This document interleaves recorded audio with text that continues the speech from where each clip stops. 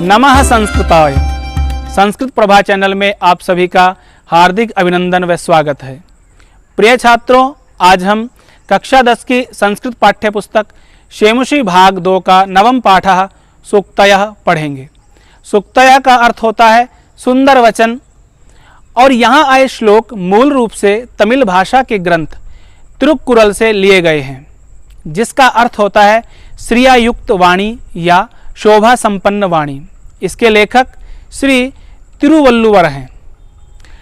प्रिय छात्रों, यूरोप के लोग जिस समय जंगली की भांति निर्वस्त्र होकर के घूमते थे, उस समय हमारे ऋषि मुनि व संस्कृत के मर्मज्ञ लोग वेद व उपनिषदों के माध्यम से ब्रह्मांड के गूढ़ रहस्यों पर चिंतन कर रहे थे।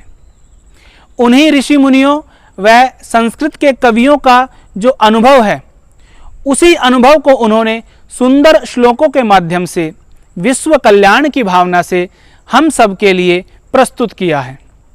कहा भी गया है, जैसे केले की पात में पात पात में पात, वैसे संतन की बात में बात बात में बात। जिस प्रकार एक केले के पत्ते में अनेक केले के पत्ते क्रमबद्ध लगे होते हैं, उसी प्रकार से जो मनीषी लोग हैं, उनकी एक बात में कई अर्थ छिपे होते हैं। वे अर्थ मर्मज्ञ लोग या प्रज्ञावान व्यक्ति ही समझ सकते हैं। उन अर्थों को जान करके हम अपने जीवन को सुंदर बना सकते हैं। तो आइए हम अपना पाठ आरंभ करते हैं। प्रथमः श्लोकः।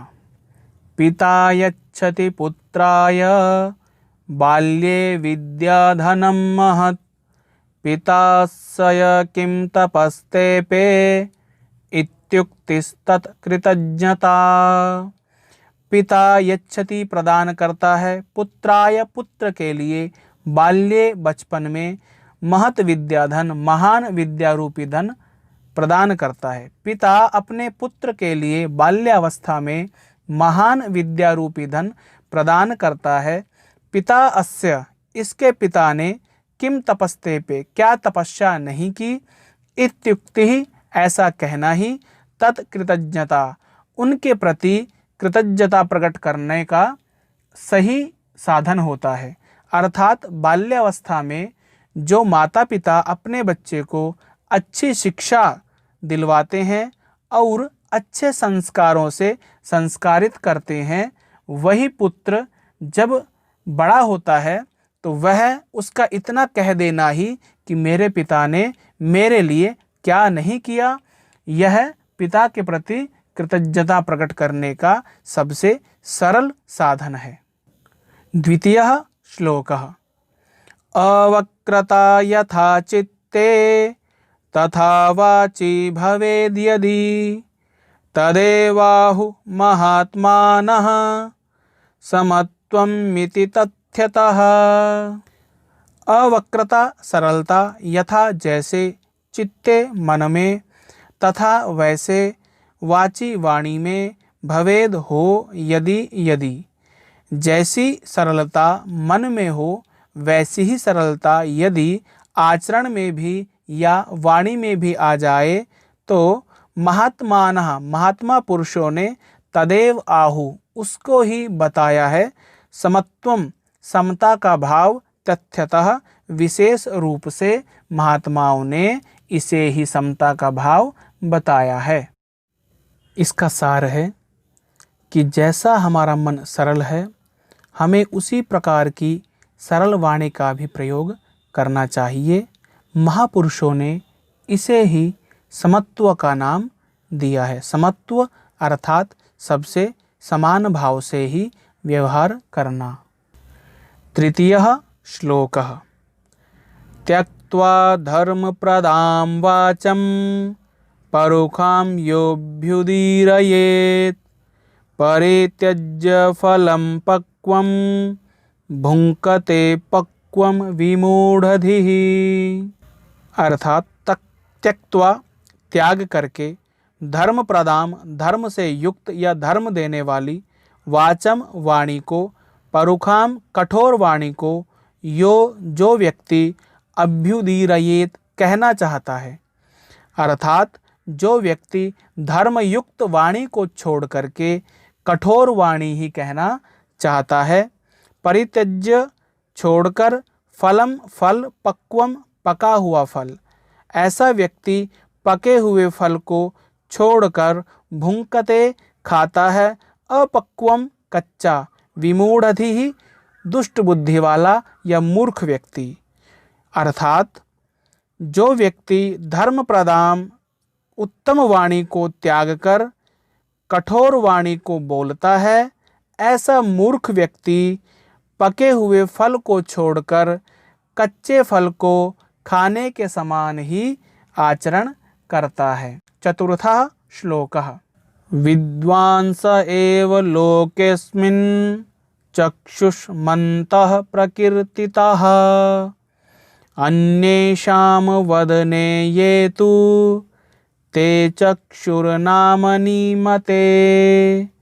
विद्वान व्यक्ति, बुद्धिमान एव ही, लोके संसार में, अस्मिन इस संसार में, चक्षुष्मन्तः आँखों वाले, प्रकीर्तितः स्वीकार किए गए हैं।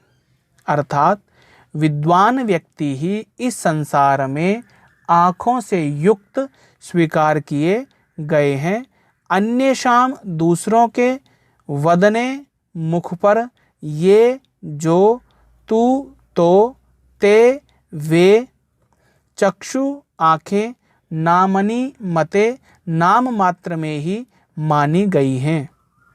अर्थात इस संसार में बुद्धिमान व्यक्ति ही आँखों वाले स्वीकार किए गए हैं, क्योंकि वे प्रत्येक कार्य को या अपने प्रत्येक आचरण को बड़ी बुद्धिमत्ता से सोच विचार कर करते हैं।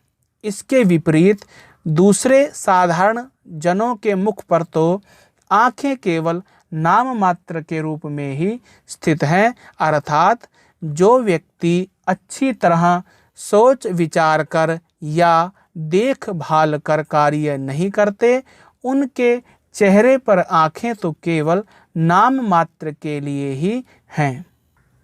पंचमः श्लोकः। यत् प्रोक्तं येन केनापि तस्य तत्त्वार्थ निर्णयः कर्तुं शक्यो भवेद्येन स विवेक इति ऋतः। यत् जो, प्रोक्तम कहा गया है, येन केनापि जिस किसी के भी द्वारा, तस्य उसका, तत्वार्थ निर्णय सार का निर्णय करना, कर्तुम शक्यो करने के लिए समर्थ हैं, येन जिसके द्वारा, स विवेका उसी को विवेक, भवेद कहा गया है, इति ईरितः ऐसा। इसका सार यह है, जिसके द्वारा जो कुछ भी कहा गया है उसका तत्व निर्णय करना या उस बात के सही अर्थ को जानना, उसको जानने में जो शक्ति सहायक होती है उसे ही विवेक कहा गया है। षष्ठः श्लोकः। वाक्पटु धैर्यवान् मंत्री, वाक्पटु धैर्यवान् मंत्री सभायामप्यकातरः स केनापि प्रकारेण परैर्न परिभूयते। वाक्पटु बोलने में चतुर, धैर्यवान धैर्यशाली धैर्य रखने वाला, मंत्री मंत्री, सभायाम सभा में, अपि भी अकातरः निडर। अर्थात जो मंत्री वाणी से बोलने में चतुर है, धैर्यवान है और निडर भी है, ऐसा व्यक्ति स वह केनापि किसी के द्वारा भी, प्रकारेण किसी भी प्रकार से, परैर दूसरों के द्वारा, न परिभूयते हराया या तिरस्कृत नहीं किया जा सकता। इसका भाव यह है कि जो मंत्री सभा के मध्य में बोलने में चतुर हो, धैर्य रखने वाला हो और निडर हो, ऐसा मंत्री दूसरे लोगों के द्वारा किसी भी प्रकार से अपमानित या तिरस्कृत नहीं किया जा सकता। सप्तमः श्लोकः। य इच्छत्यात्मनः श्रेयः प्रभूतानि सुखानि च न कुर्याद् हितं कर्म स परेभ्यः कदापि च। यह जो इच्छति इच्छा करता है, आत्मनः अपना, श्रेयः श्रेष्ठ, प्रभूतानि बहुत अधिक, सुखानि च सुखों को, जो व्यक्ति अपना अत्यधिक श्रेष्ठ चाहता है या भला चाहता है और प्रभूत अत्यधिक सुखानि सुखों को भी चाहता है, ऐसे व्यक्ति को न कुर्याद नहीं करना चाहिए अहितम कर्म बुरा कर्म, स वह परेभ्यः दूसरों के लिए, कदापि च कभी भी। इसका सार यह है बच्चों, जो व्यक्ति अपना जीवन में श्रेष्ठ चाहता है और बहुत प्रकार से सुखों की इच्छा करता है, ऐसे व्यक्ति को कभी भी दूसरों के लिए बुरा कार्य नहीं करना चाहिए। अष्टमः श्लोकः। आचारः प्रथमो धर्मः इत्येतद् विदुषां वचः तस्माद् रक्षेत् सदाचारं प्राणेभ्योऽपि विशेषतः।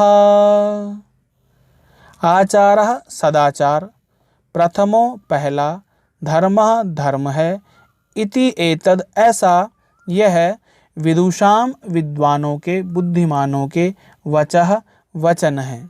तस्मात् इसलिए, रक्षेत रक्षा करनी चाहिए, सदाचारम सदाचार की, प्राणेभ्योपि विशेषतः विशेष रूप से, प्राणों से भी ज़्यादा। इसका भाव यह है कि मनुष्य के जीवन में सदाचार ही सबसे पहला धर्म है, ऐसा हमारे विद्वानों ने कहा है। इसलिए हमें अपने जीवन में विशेष रूप से सदाचार की यत्नपूर्वक, प्राणों से भी बढ़कर रक्षा करनी चाहिए।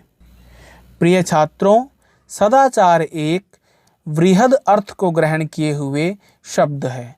इसमें झूठ न बोलना, सदाचार का पालन करना, सत्य का पालन करना, चोरी न करना, दूसरे की निंदा न करना, दूसरे से व्यर्थ ईर्ष्या न करना, इन सभी भावों को अपने में समाहित किए हैं। तो आज हमारा पाठ यहीं पर समाप्त होता है। हम फिर से मिलेंगे, पुनः मिलामः, तावत् शुभमस्तु। नमो नमः।